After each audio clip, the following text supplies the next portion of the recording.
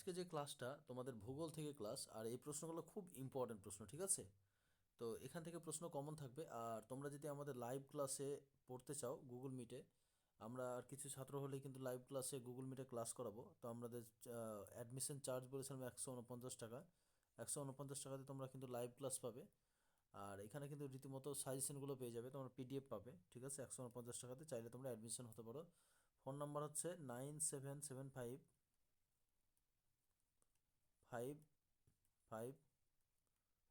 Total 5টা 5, তারপরে 4 1। এটা ফোনপে, গুগল পে সবগুলো আছে। তোমরা 149 টাকা পেমেন্ট করে স্ক্রিনশট করে তোমরা আমাদের হোয়াটসঅ্যাপ নাম্বারে পাঠিয়ে দিবে, সেখান থেকে তোমাদেরকে জয়েন করে নেওয়া হবে, ঠিক আছে?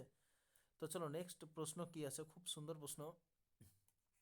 14 নম্বর প্রশ্ন, হিমবাহের সঞ্চয় কার্যের ফলে প্রাপ্ত গ্রাবরেখার সৃষ্টি হওয়ার ত্রিকোণাকার ভূমিরূপকে বলে, ঠিক আছে? সরি, এখানে হচ্ছে হিমবাহের সঞ্চয় কার্যের ফলে প্রাপ্ত গ্রাবরেখার সৃষ্টি হওয়া ত্রিকোণাকার ভূমিরূপকে কি বলা হয়? তো ত্রিকোণাকার ভূমিরূপকে কি বলা হয়? ভেরি ভেরি ইম্পর্টেন্ট প্রশ্ন কিন্তু। তো ত্রিকোণাকার ভূমিরূপকে কি বলা হয়? কেম বলা হয়, ঠিক আছে? খুব সুন্দর প্রশ্ন কিন্তু। তারপরে দেখো 15 নম্বর প্রশ্ন, উৎস থেকে মোহনা পর্যন্ত নদীর যে খাদ দিয়ে প্রভাবিত হয় তাকে কি বলা হয়? তো উৎস থেকে মোহনা পর্যন্ত নদীর যে খাদ দিয়ে প্রভাবিত হয় তাকে কি বলা হয়? খুব সুন্দর প্রশ্ন একটা। তাহলে কি বলা হয়? নদী উপত্যকা, নদী মঞ্চ, না নদীর গতিপথ, না ধারাবাহিক ধারণা আবহাওয়িকার? তাহলে সঠিক উত্তর কোনটা হবে? নদীর গতিপথ। খুব সুন্দর প্রশ্ন কিন্তু।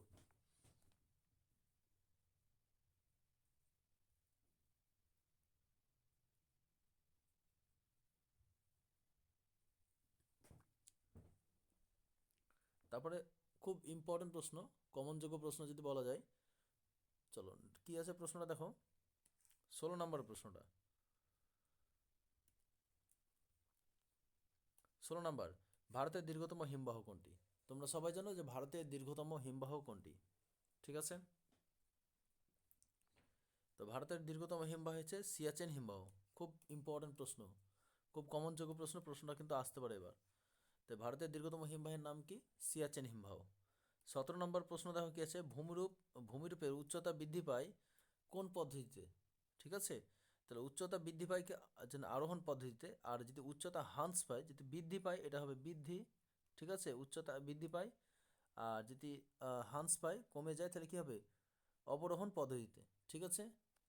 তাহলে এখানে কিন্তু খুব ইম্পর্টেন্ট প্রশ্ন। তাহলে প্রশ্নটা দেখো, ভূমিরূপের উচ্চতা বৃদ্ধি পায় কি আরোহণ পদ্ধতিতে, আর যদি মানে উচ্চতা হ্রাস পায় বা কমে যায় তাহলে অবরোহণ পদ্ধতিতে, ঠিক আছে? ভেরি ভেরি ইম্পর্টেন্ট প্রশ্ন। তারপরে 18 নম্বর প্রশ্ন কি বলেছে দেখো, পাখির পায়ের মতো দেখতে একটি বদ্বীপ হলো মার্কিন যুক্তরাষ্ট্রের কি? ভেরি ভেরি ইম্পর্টেন্ট প্রশ্ন। তাহলে কি আছে? যে মৌসুরি মিসিসিপি নদীর মোহনায়। খুব ইম্পর্টেন্ট প্রশ্ন কিন্তু। তারপরে চলো নেক্সট প্রশ্ন কি আছে, 19 নম্বরের প্রশ্ন কি আছে দেখো, আহ, ধাপে ধাপে নেমে আসা জলপ্রপাতকে কি বলা হয়? তো এই যে ধাপে ধাপে নেমে আসা জলপ্রপাতকে কি বলা হয়? ক্যাটার ক্যাটারাক্ট বলা হয়, কাস্কেড বলা হয়। তাহলে অপশন বি হবে সঠিক উত্তর, কাস্কেড বলা হয়। তাহলে ধাপে ধাপে নেমে আসা ভূমিরূপকে কি বলা হয়? কাস্কেড বলা হয়, ঠিক আছে? তারপরে চলো 20 নম্বর প্রশ্ন কি বলেছে, পৃথিবীর বৃহত্তম সমভূমি হলো কি? তাহলে পৃথিবীর বৃহত্তম সমভূমির নাম কি? অপশন বি সঠিক উত্তর, ইউরেশিয়াম সমভূমি। তাহলে পৃথিবীর বৃহত্তম সমভূমির নাম কি? ইউরেশিয়ান সমভূমি। 21 নম্বর প্রশ্ন দেখো, জল প্রবাহ দ্বারা পরিবাহিত মাটিকে কি বলা হয়? বলছে জল প্রবাহ দ্বারা পরিবাহিত মাটিকে কি বলা হয়? পলিমাটি বলা হয়, ঠিক আছে? তাহলে জল প্রবাহ দ্বারা পরিবাহিত মাটিকে কি বলা হয়? পলিমাটি বলা হয়। খুব ইম্পর্টেন্ট।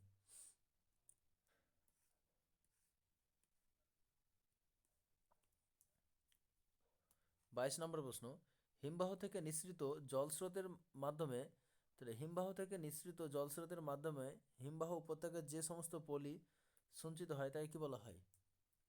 তাহলে হিমবাহ থেকে নিঃসৃত জলস্রোতের মাধ্যমে হিমবাহের উপত্যকায় যে সমস্ত পলি সঞ্চিত হয় তাই কি বলা হয়? ভ্যালি ট্রেন বলা হয়। খুব ইম্পর্টেন্ট প্রশ্ন। তাই কি বলা হয়? ভ্যালি ট্রেন বলা হয়। অপশন এ হবে সঠিক উত্তর, ভ্যালি ট্রেন। 23 নম্বর প্রশ্ন দেখো, বারখান সৃষ্টি হয়, বারখান সৃষ্টি হয় কি? সঠিক উত্তর কোনটা হবে? বারখান সৃষ্টি হয় অপশন বি, বায়ু সঞ্চয় কার্যের ফলে। তাহলে বারখান সৃষ্টি হয় কিসের ফলে? বায়ু সঞ্চয় কার্যের ফলে কিন্তু সৃষ্টি হয়। ঠিক আছে, খুব ইম্পর্টেন্ট প্রশ্ন। তাহলে এখানে প্রশ্ন থাকতে পারে যে বায়ু সঞ্চয় কার্যের ফলে সৃষ্টি ভূমিরূপের নাম কি? একটা উদাহরণ দিতে পারে যে একটি বায়ু সঞ্চয় কার্যের ফলে সৃষ্টি ভূমিরূপে একটি উদাহরণ দাও। 1 নম্বরের প্রশ্ন কিন্তু এভাবে দিতে পারে। তাহলে কি হবে?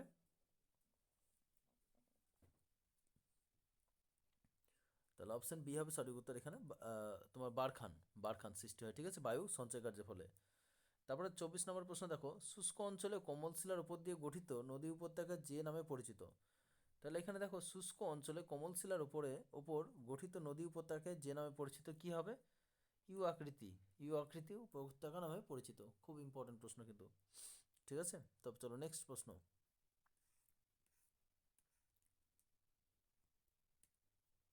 25 নম্বর প্রশ্ন কি আছে দেখো, গৌড় ভূমিরূপ গঠিত হয়।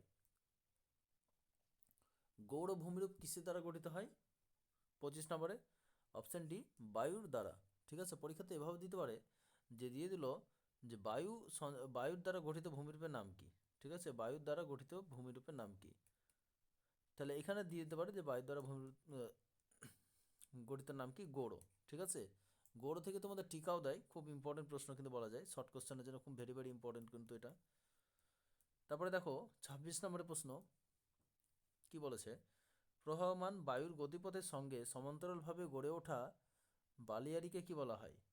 যে প্রবাহমান বায়ুর গতিপথের সঙ্গে সমান্তরালভাবে যে গড়ে ওঠা বালিয়াড়িকে বলা হয়, কি বলা হয়? অপশন এ, অনুদৈর্ঘ্য বালিয়াড়ি বলা হয়। ভেরি ভেরি ইম্পর্টেন্ট প্রশ্ন। ঠিক আছে, তাহলে কি বলা হয়? অনুদৈর্ঘ্য বালিয়াড়ি বলা হয়। খুব ইম্পর্টেন্ট প্রশ্ন। তারপরে 27 নম্বর প্রশ্ন কি বলেছে দেখো, পার্বত্য অঞ্চলে নদী উপত্যকা যে কি বলছে, পার্বত্য অঞ্চলে নদী উপত্যকায় দুপাশে থাকা উপযুক্ত ভূমিরূপকে কি বলা হয়? তো নদী মঞ্চ বলা হয়। পরীক্ষাতে দিয়ে দিতে পারে যে নদী মঞ্চ কাকে বলে। ঠিক আছে, তাহলে কি লিখবে? যে পার্বত্য অঞ্চলের নদী উপত্যকায় দুই পাশে থাকা উপযুক্ত ভূমিরূপকে কি বলা হয়? নদী মঞ্চ বলা হয়। খুব ইম্পর্টেন্ট প্রশ্ন কিন্তু। ঠিক আছে, নদী মঞ্চ বলা হয়।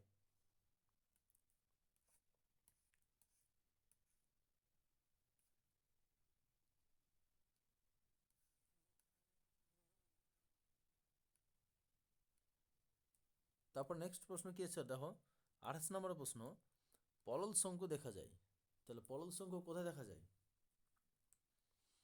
খুব ইম্পর্টেন্ট, পর্বতের পাদদেশে। তাহলে পলল শঙ্কু দেখা যায় কোথায়? পর্বতের পাদদেশে। খুব ইম্পর্টেন্ট প্রশ্ন কিন্তু এটা। এই নদী মঞ্চ, ঠিক আছে, নদী মঞ্চ খুব ইম্পর্টেন্ট প্রশ্ন। আর এই পলল শঙ্কু খুব ইম্পর্টেন্ট প্রশ্ন। ঠিক আছে, তারপর 29 নম্বর প্রশ্ন দেখো, উষ্ণতার তারতম্য স্তর বিশিষ্ট শিলা পেঁয়াজের মতো খোসার মতো খুলে গেলে তাকে কি বলা হয়? যে উষ্ণতার তারতম্য, দেখো উষ্ণতার তারতম্য স্তর বিশিষ্ট শিলা পেঁয়াজের খোলসের মতো খুলে গেলে তাকে কি বলা হয়? খুব ইম্পর্টেন্ট প্রশ্ন। তাহলে কি বলা হয়? স্বল্পমোচন বলা হয়। পরীক্ষা দিতে পারে যে স্বল্পমোচন কাকে বলে। ঠিক আছে, এখানে প্রশ্ন দিয়ে দিল 1 নম্বর প্রশ্ন যে স্বল্পমোচন কাকে বলে। প্রশ্ন কিন্তু এভাবে দেয়, তোমরা একটা প্রশ্ন সেট দেখবে তাহলে বুঝতে পারবে প্রশ্ন কেমন আছে। ঠিক আছে, তাহলে স্বল্পমোচন কাকে বলে তোমাদের কিন্তু দিয়ে দিতে পারে পরীক্ষায়। ঠিক আছে, তারপর নেক্সট প্রশ্ন চলো।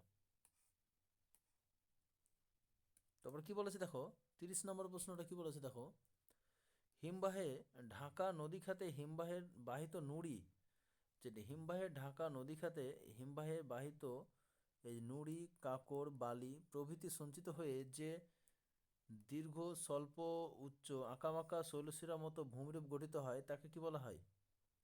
তাকে কি বলা হয়? অপশন এ, এস্কার বলা হয়। ঠিক আছে, তো হিমবাহে ঢাকা নদী খাতে হিমবাহ বাহিত নুড়ি, কাঁকড়, বালি প্রভৃতি সঞ্চিত হয়ে যে দীর্ঘ, স্বল্প, উচ্চ, আঁকাবাঁকা শৈলশিরার মতো ভূমিরূপ গঠিত হয় তাকে কি বলা হয়? অপশন এ, এস্কার বলা হয়। ঠিক আছে, খুব ইম্পর্টেন্ট প্রশ্ন। 31 নম্বর প্রশ্ন কি বলেছে দেখো, 31 নম্বর, স্তূপ পর্বতের শীর্ষদেশ হয়। তাহলে স্তূপ যেন পর্বতের শীর্ষদেশে হয় কি হবে? চ্যাপ্টা। তাহলে স্তূপ পর্বতের শীর্ষদেশ কেমন হয় দেখতে? দেখতে কেমন হয়? চ্যাপ্টা হয়। খুব ইম্পর্টেন্ট। তারপরে 32 নম্বর প্রশ্ন দেখো, প্রস্তরময় যেন অমসৃণ ভূমিরূপকে কি বলা হয়? তো এই যে প্রস্তরময় যে অমসৃণ ভূমিরূপকে কি বলা হয়? অপশন সি হবে সঠিক উত্তর, হামাদা বলা হয়। ঠিক আছে, কি বলা হয়? হামাদা বলা হয়। তাহলে পরীক্ষাতে দিতে পারে যে হামাদা কাকে বলে, এরকমও প্রশ্ন কিন্তু দিয়ে থাকে পরীক্ষায়। ঠিক আছে, তারপর নেক্সট প্রশ্ন দেখো, 33 নম্বর প্রশ্ন কি আছে? দুটি বা তার অধিক নদী গোষ্ঠিত পৃথক করে যে ভূমিরূপ গঠিত হয়, দুটি বা তার অধিক নদী গোষ্ঠীকে পৃথক করে যে উচ্চভূমি গঠিত হয় তাকে কি বলা হয়? যে দুটি বা তার অধিক নদী গোষ্ঠীকে পৃথক করে যে উচ্চভূমি গঠিত হয় তাকে কি বলা হয়? তাহলে তাকে জল বিভাজিকা বলা হয়। তাহলে প্রশ্ন দিতে পারে যে জল বিভাজিকা কাকে বলে। ঠিক আছে, পরীক্ষা দিয়ে দিল জল বিভাজিকা কাকে বলে। জল বিভাজিকা কাকে বলে? ঠিক আছে, তাহলে এই প্রশ্নটা দিতে পারে যে জল বিভাজিকা কাকে বলে। ঠিক আছে, এটা খুব ইম্পর্টেন্ট প্রশ্ন। 34 নম্বর প্রশ্ন কি আছে দেখো। 34 নম্বর প্রশ্ন কি বলেছে দেখো, ভারতের একটি পিরামিড চূড়ার উদাহরণ হলো কি? তাহলে ভারতের একটি পিরামিড চূড়ার উদাহরণ হলো কি? গৌরীশঙ্কর সিংহ, কাকাবরাজি সিংহ, নীলকণ্ঠ সিংহ। ঠিক আছে, তাহলে ভারতের একটি পিরামিড চূড়ার উদাহরণ হচ্ছে কি? যে নীলকণ্ঠ সিংহ। ঠিক আছে, খুব ইম্পর্টেন্ট, ভারতের একটি পিরামিড চূড়ার উদাহরণ হচ্ছে নীলকণ্ঠ সিংহ।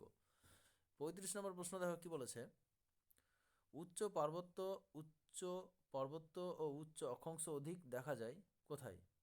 তাহলে উচ্চ পার্বত্য ও উচ্চ অক্ষাংশ অধিক দেখা যায় কোথায়? অপশন বি, তুষারের কার্যে। ঠিক আছে, তো তুষারের কার্যে কিন্তু দেখা যায়।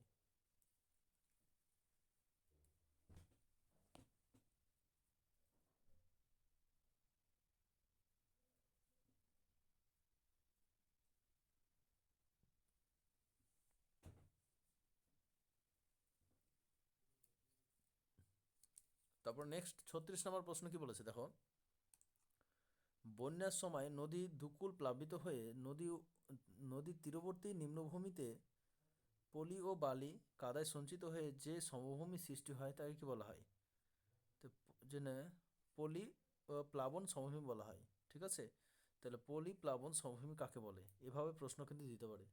ঠিক আছে, সংজ্ঞা থেকেও প্রশ্ন দিতে পারে আর এমনিতেও প্রশ্ন কিন্তু দেয় পরীক্ষায়। খুব ইম্পর্টেন্ট প্রশ্ন কিন্তু এগুলো। 37 নম্বর প্রশ্ন কি বলেছে দেখো, যান্ত্রিক আবহবিকার সর্বাধিক ঘটে।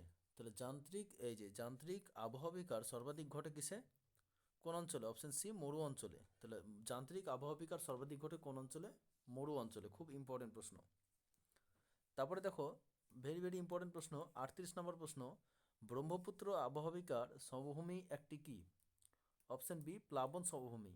তাহলে এই যে ব্রহ্মপুত্রের আবহবিকার একটা কোন সমভূমি পরীক্ষা দিতে পারে, তাহলে একটি হবে, এটা হচ্ছে প্লাবন সমভূমি। ঠিক আছে, তারপর 39 নম্বর খুব ইম্পর্টেন্ট, পৃথিবীর বৃহত্তম উচ্চ মালভূমি হলো কি? তাহলে পৃথিবীর বৃহত্তম উচ্চ মালভূমির নাম কি? তিব্বত মালভূমি। তাহলে পৃথিবীর বৃহত্তম উচ্চ মালভূমির নাম কি? তিব্বত মালভূমি। ঠিক আছে, তো চলো নেক্সট প্রশ্ন।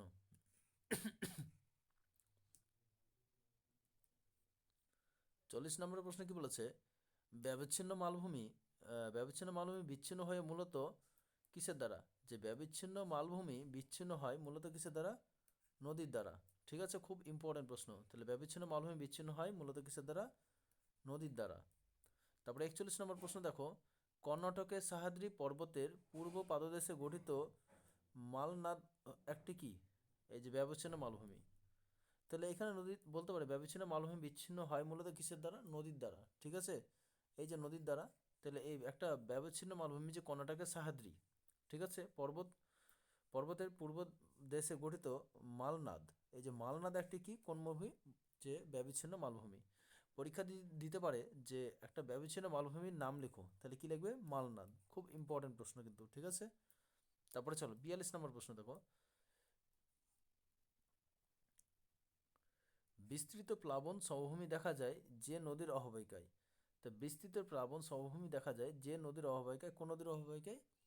গঙ্গা নদী। ঠিক আছে, তো বিস্তৃত প্লাবন সমভূমি দেখা যায় যে নদীর অববাহিকায়, তাহলে কি হবে? গঙ্গায় অববাহিকায়।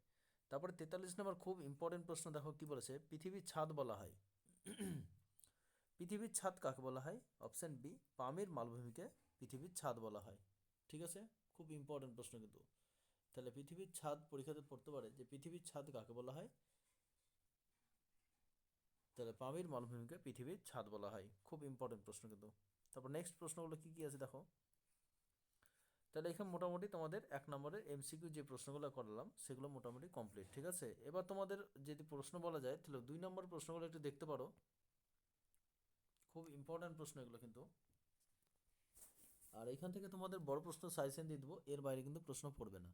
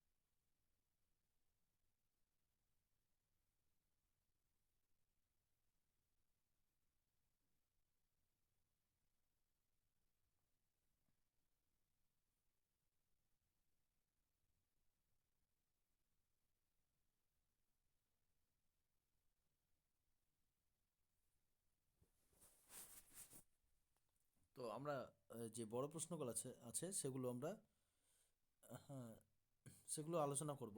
ঠিক আছে।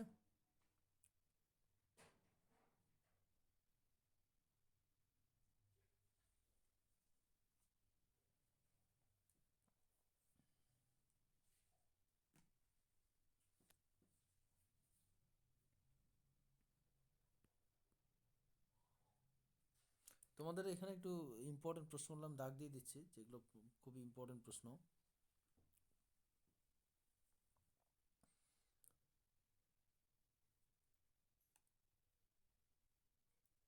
তো আজকের ভিডিওটা এই পর্যন্তই। আমরা ভিডিওটা অনেক বড় হয়ে যাচ্ছে, তার জন্য আমরা এই ভিডিওটা কন্টিনিউ করছি না। তো নেক্সট ভিডিও আমরা নিয়ে আসবো পরে, নেক্সট এইতে।